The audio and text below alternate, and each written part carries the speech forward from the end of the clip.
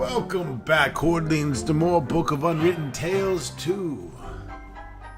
Wilbur Weathervane is in the deep dark depths of the rat's den. And Bill isn't fucking helping.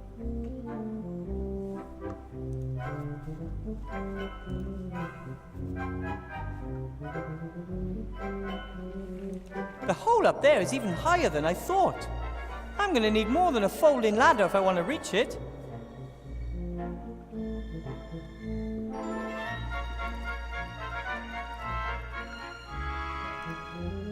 The nice thing about if he doesn't...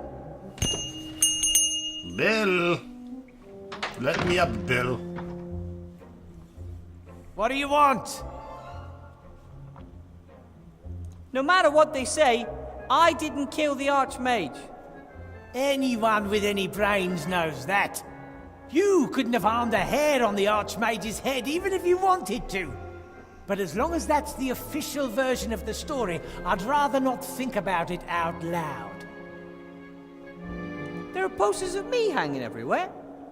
Here, not a bad likeness if you ask me. Wanted for the murder of Archmage Alistair, the scurvy, dangerous, armed and stinky fiend Wilbur Weathervane. I don't stink. Or if I do, it's only because I spent a few days in bed. I told them if they wanted to catch you, they'd have to put a serious bounty on your head. Would you betray me? If the price is right, sure. But until then, I'm keeping my head down, like everyone else who's got any sense. No, you've got to be smart these days, or you'll end up running around in a pink tutu, or worse. As always, a truly informative conversation. See you later. You're welcome. I don't mind risking life and limb for our cosy little chats.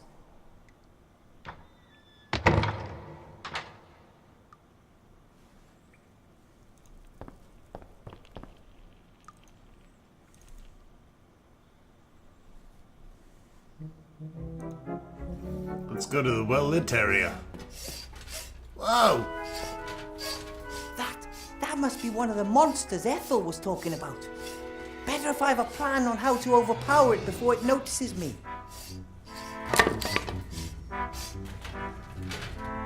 Oh, hello. You must be the terrible monster that was destroyed by my son's wonderful trap.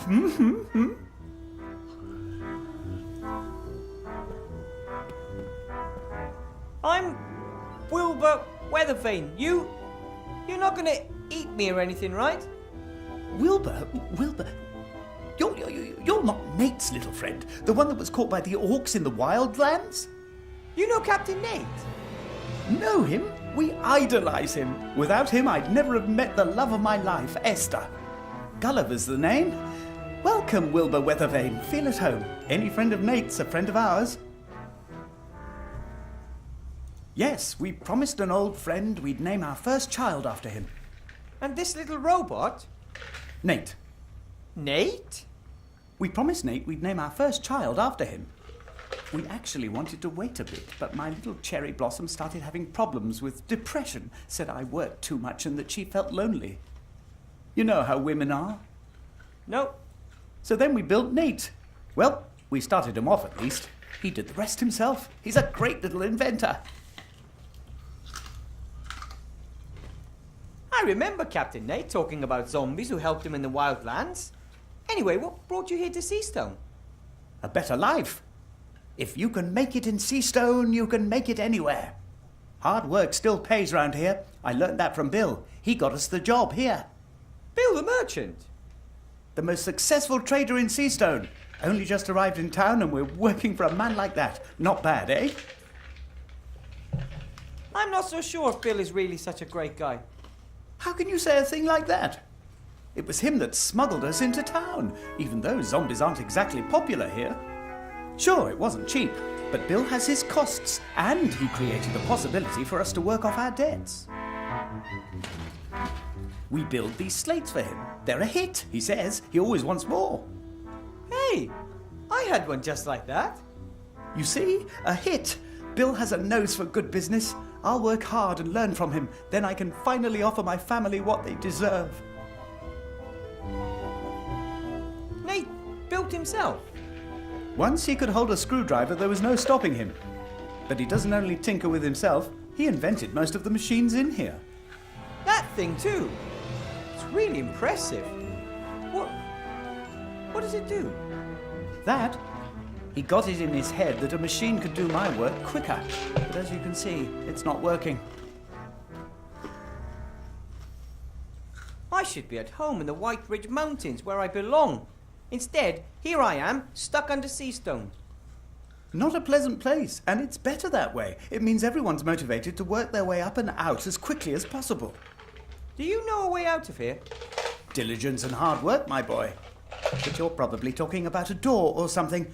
I'm afraid there's nothing like that here. The hole in the ceiling is the only way. My magic slate was evil, and it deceived me. Magic slate? Poppycock. They are neither made out of slate, nor are they magic. If they're not magical, how do they work? Because I don't see any gears. I don't really know. Has something to do with the intelligent stone, as Bill calls it. Fell from the sky one day in a blaze of light. I cut off a thin slab, set it in a wooden frame, and then give it an almighty electric shock. That's all. You pump electricity into the rock and that wakes it up. Yes, you could put it like that. Unfortunately, it doesn't work anymore. It's a serious problem. How am I supposed to finish the last batch if I don't have any power? And Bill came up with the idea for the slates. I never would have believed it. Why not? He's very innovative. He copied the idea from a trader down south with his very own eyes. At first, he had a couple of carpenters from the lower town work on it, but they just kept wanting more and more gold. Didn't give Bill a chance. He had to let them go and shift production down here. We were lucky that we were standing at the gates at just the right moment and were looking for a job. And now we're just one batch away from earning our own gold. How do you deliver the slates to the upper town? Have you seen the hole above the pile of rubbish?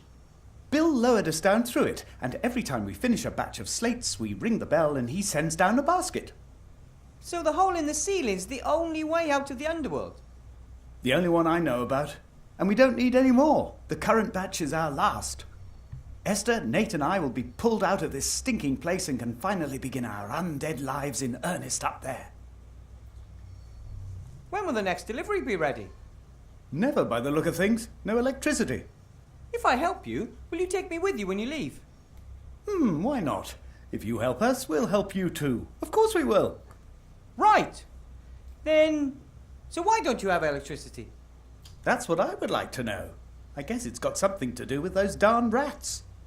They use the same cables as us. They probably wanted to sabotage production. I can't believe that. The rats are very nice. Nice? They attacked my wife, wanted to eat her. And now I'm sure they want to prevent us from working our way out of poverty. Don't talk to me about nice. No one would ever expect a workshop like this under a junk heap. Thanks. Built it all myself. I worked on it day and night. Didn't want to disrupt slate production, of course. But it was worth it. My son's an inventor, just like his old man. Here he can learn everything he'll need for later in life. I think I scared Nate earlier.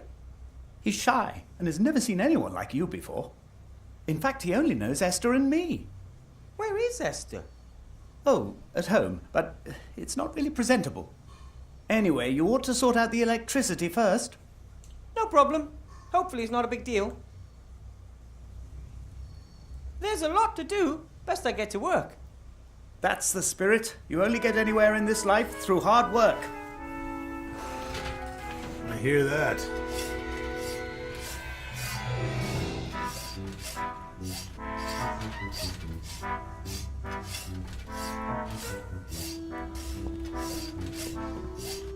According to Gulliver, the electricity failed a while back, but he needed to wake up the slates. I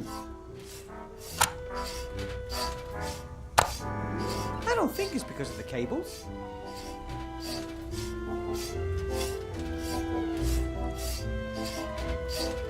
As a gnome, I can recognize what that is immediately. A garbage sucker, which sucks garbage in the front and blows it out the back. Some might wonder why, but good inventors never ask such questions.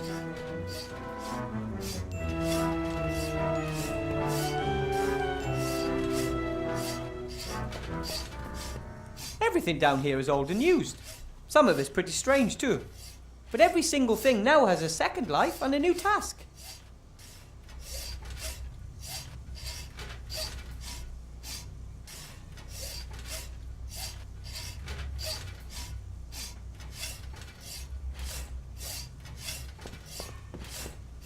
A small box with a switch on it. I will resist. Fuck it, do it. Well, alright. That could be the best machine. Did nothing.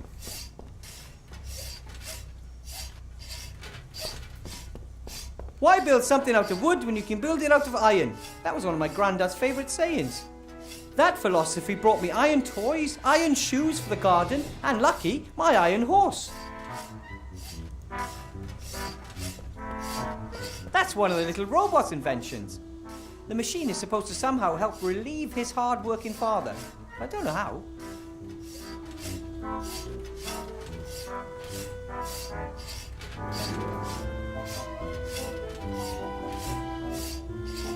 Boiler, combustion chamber, flywheel, a steam engine, clearly.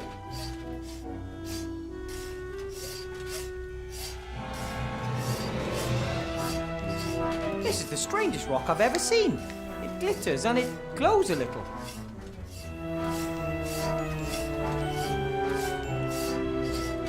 What else we got? Oh, this is a clock cuckoo's nest. They are so rare. They build their nests in human houses and disguise them as clocks. When the homeowners aren't looking, they fly around and steal cookies and other treats.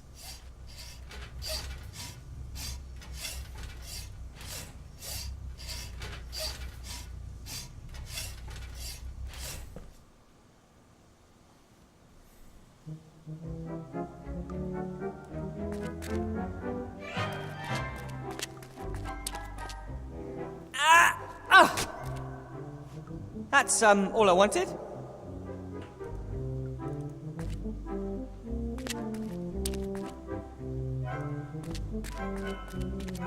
And then others would throw it in the trash. Ah, got it. Yeah. Hamster wheel?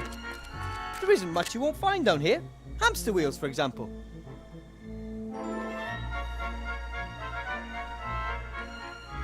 Got all kinds of weird shit.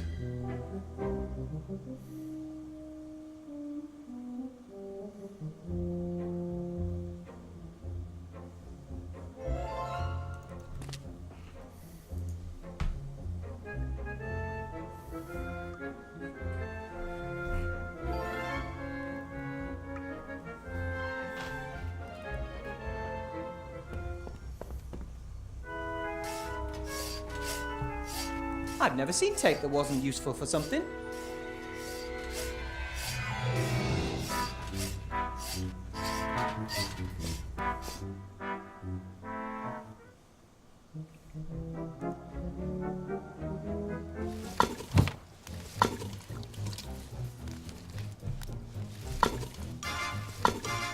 Hi, Ethel.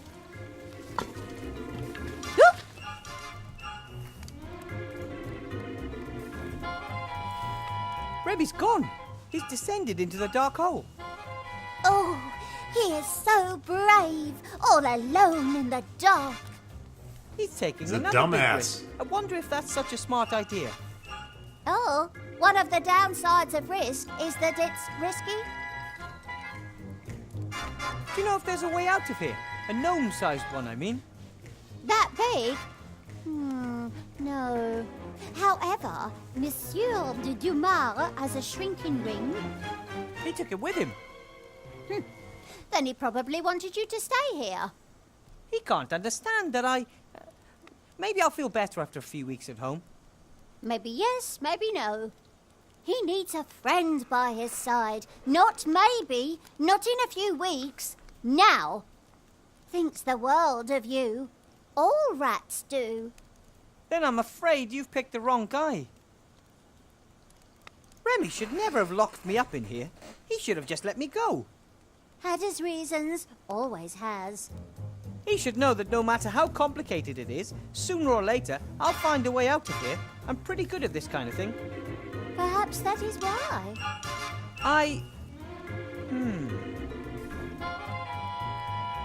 The soupy stew smells surprisingly good.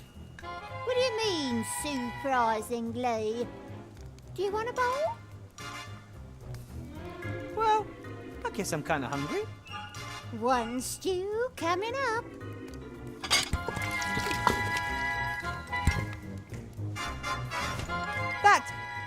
This tastes fantastic. Cooking is like alchemy, just fewer explosions.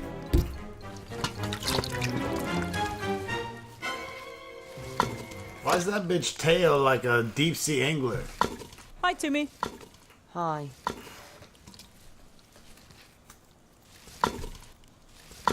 Ethel believes there's monsters down there, but they're only zombies and robots as far as I can see. They seem to be very nice. But Scott throws things at us when he sees us. The little robot runs away if I get too close. Maybe I can get them to be more friendly towards you. You can tell Timmy's an optimist. It looks like the power supply's broken. It's been down for 2 days. What happened? The same that's happening all over. Little Van Buren had some fun. We nicked electricity from the old role-play machine in the inn. The inn's not there anymore. The inn? Not there anymore? What about Sloth and Blount? They're fine, for now. If they play along nicely and keep their heads down, we might have a chance. Oh, bother. Nothing will happen to Remy. He's the toughest rat I know. But he's all alone down there in that terrible hole. Maybe. It's not all that terrible. No one has ever dared to go down there, apart from Uncle Remy and his grandfather. That hole is evil. I wish I could have gone down there with him. Would it be inappropriate under current circumstances to ask you to go for a run in a hamster wheel? I'd say. That's why you'd never ask me, right? Of course not. And would it also be inappropriate to ask Ethel to do it? Yep, of course. Ethel's an excellent cook, but a little special, isn't she? Totally crazy. I might have expressed that a little differently.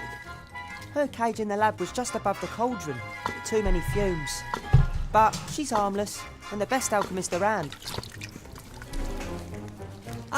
I know this isn't what you want to hear, but you know any way out of these caves? Dozens? Even one in my size? No.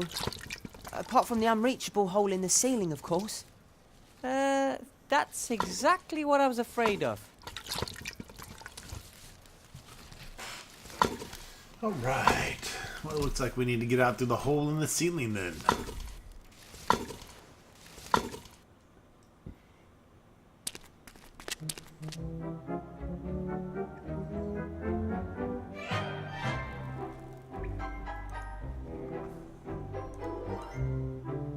The fur would fall out right away. I need some way to attach it.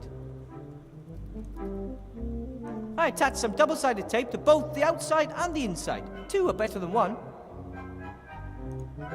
I'm not quite sure why, but I glued the fur onto the inside of the wheel. 'Cause it's cool.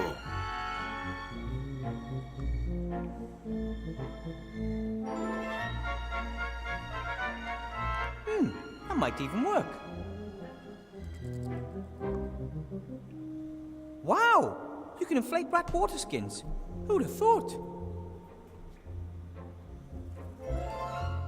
Okay, I'll put the balloon in the middle. All right, we have a hamster wheel. The fluffy fur's stuck to the inside of the hamster wheel. Nothing's stuck to the tape on the outside yet. The inflatable air tube is just sitting uselessly in the middle at the moment.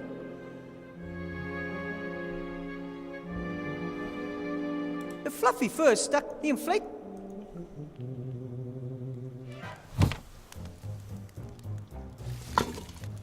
Hi, Ethel. Can I have some more stew? But of course! course, my big un.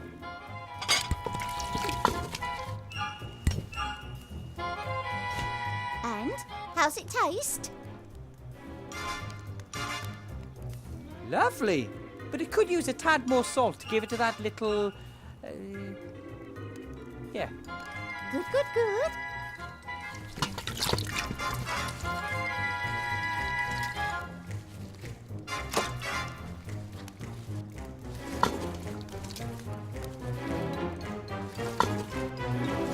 Maybe if I'm very careful...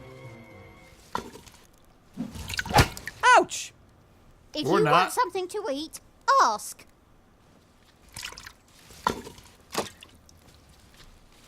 Hi, Ethel.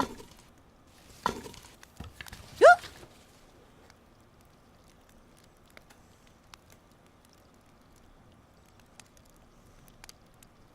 Can I have some more stew?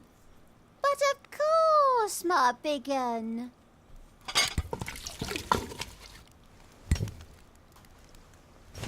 And how's it taste? Tastes great, but it could be a little hotter. Ah, understood.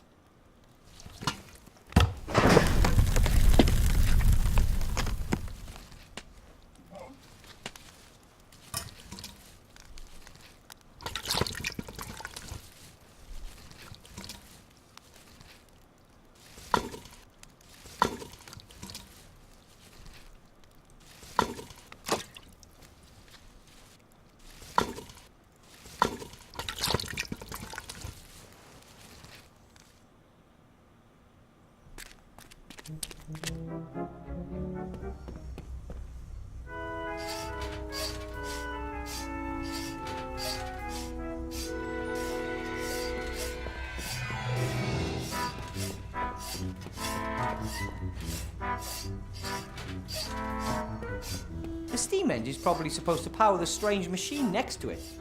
Doesn't look like it ever did, though. The engineer must have run into a snag. That's one of the little robot's inventions. The machine is supposed to somehow...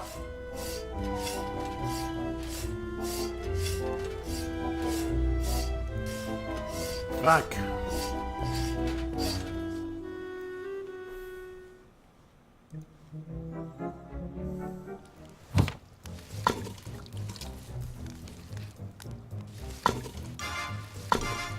Hi, Ethel. Look!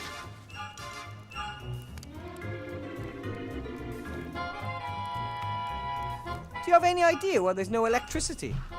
No, not a clue. Don't like electricity. Like fire. It's warm and gives light. Can be explained in terms of alchemy. Electricity is like... magic. I have to be going, Ethel. Don't...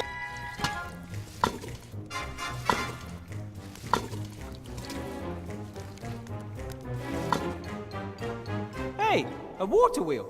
Not bad. But it still needs a few blades. I'll just ask Ethel for a few more potions of stew. A while later. Thanks. If I eat another thing, I'll explode. 8 bowls on the hamster wheel. That should do.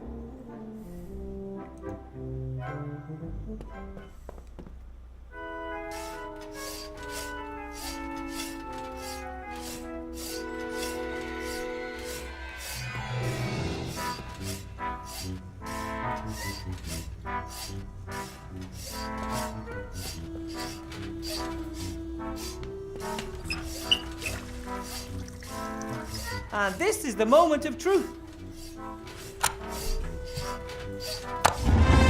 No problem, if you know your way around known physics. No physics. Boom shacky lacky. Hi, Gulliver. Hello, Wilbur. I am the master of electricity. Excuse me? We've got electricity again. Really?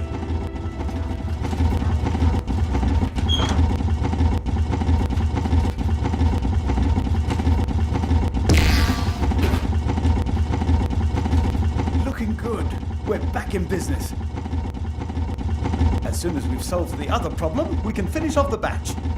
There's another problem? Bill changed his order 2 days ago. The new slates have to be fluffy and pink instead of black. Fluffy and...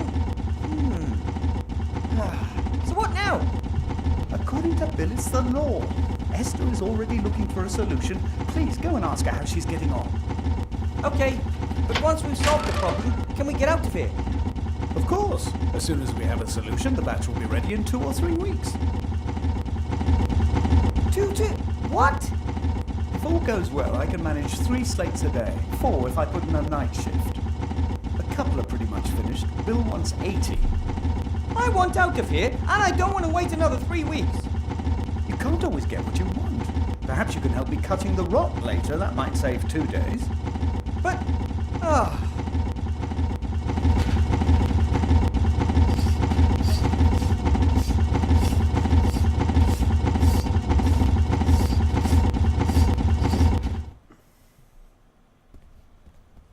Hi, you must be Esther. Yoo-hoo! Hi, Nate. I'm sorry if I scared you earlier. Gulliver's promised to take me to the surface with you if I help you with the delivery. He said you're making the fluffy pink covers for the slates. Oh, I'm not ready yet.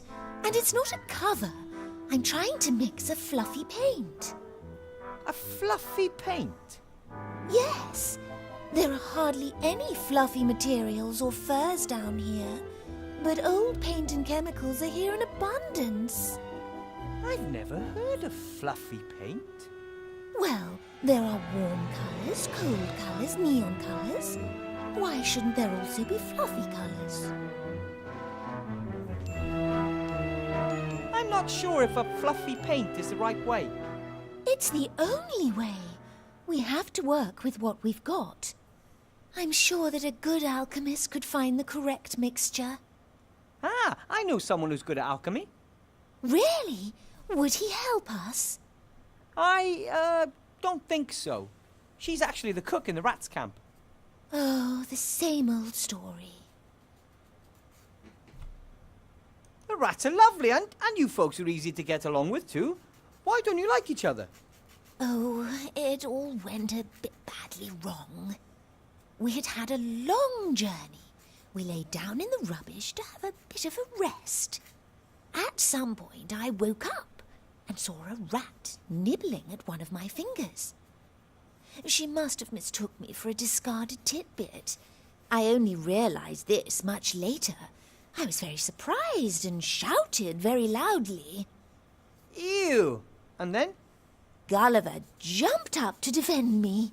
In doing so, he pushed over a heap of junk that buried him as well as the leg of the fleeing rat. Gulliver was shouting wild threats out and trying to free himself from the rubbish. I went over to the little rat to try and help her. She must have took fright. She gnawed off her leg and limped away. That's truly a tragic story. Since then, Gulliver believes all rats have it in for us. He wants to protect me. He won't let any rat into the vicinity of our home and has forbidden Nate and myself to talk to them. But if Ethel the cook wanted to help, would you let her? Of course. Why not? We just mustn't tell Gulliver about it. He would never allow a rat into our house. That's the smaller of the two problems. The larger is Ethel. I think it's great what you've done for yourselves here. The workshop, this cave. We have tried really hard, and it will do for us. A little home for a little family. I think Gulliver sees that differently. Seems to me he's already planning for life in a palace. He is very optimistic. I think we should be content with what we have. If you're always dreaming about the future, you miss the here and now. Life is what happens to you while you're busy making other plans. Who said that? I read that on someone's wall, so it must be true. Gulliver's very enthusiastic about Bill. Yes, he thinks he will help us. But you don't think so? Oh, what do I know? I'm just a simple girl trying to take care of her family. But my head was chopped off just because I'm a zombie. I'm really not sure if the people in Seastone will take to us, however hard we might try. Even if you find the right paint, Gulliver thinks it would still take weeks to complete the delivery. It's hard work, and Gulliver is working as quickly as he can. There must be a faster way to build the slates. Nate thinks so too. That's why he built the constructor. Unfortunately, it doesn't work. It would make things go faster.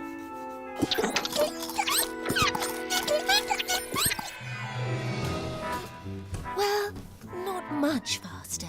It would still take a few hours. Nate and Gulliver seem to have gnome blood in their veins. No, Nate has no blood. Gulliver might have something sticky in him.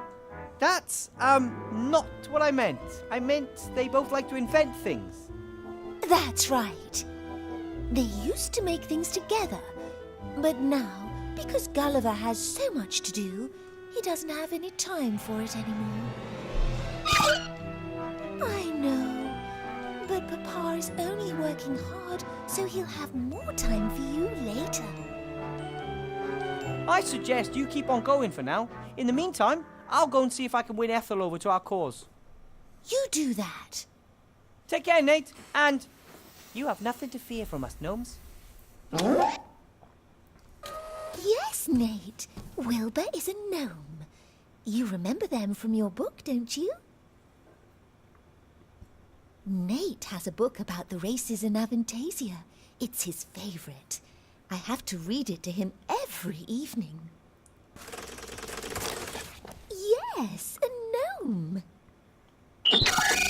Doodloot! Yes, gnomes. Nate thinks he has at last found another inventor. Inventor? The book says that all gnomes love tinkering and inventing. Oh, gnome. Alright, folks, that wraps it up for another episode of Book of Unwritten Tales 2. We're about maybe 50% through the game, so we got quite a bit more to go, which is awesome because this is a long adventure game. So anyway, stay tuned for more Book of Unwritten Tales 2 soon to come.